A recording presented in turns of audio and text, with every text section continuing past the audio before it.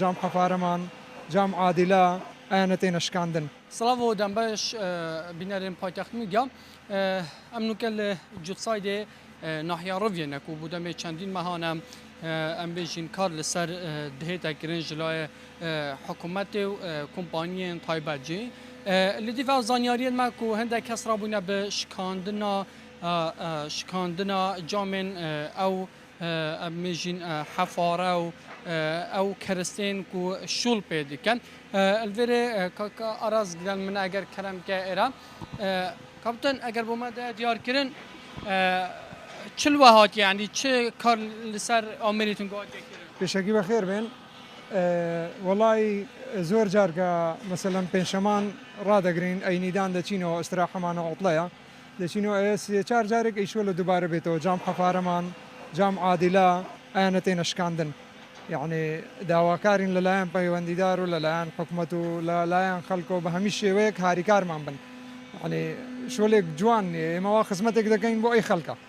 خدمتك دكاين بو اي ناحيه بو ايريا كان ناحيه روفيا او هذا شو له شنجارك بما نشخوش نيه بس شنجارك دوباره دبتوا باشه چه سویجت واحد یا سویجت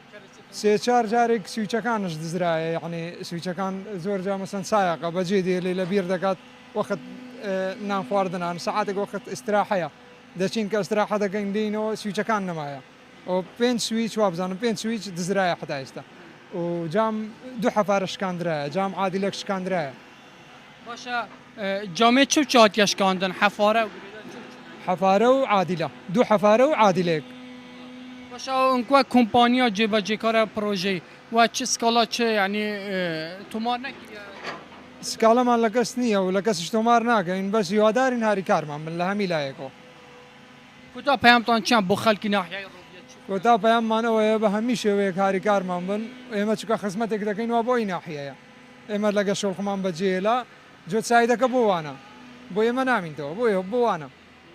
کتا بسیار ا پروژه چه ماوا یعنی تا کی تمام والله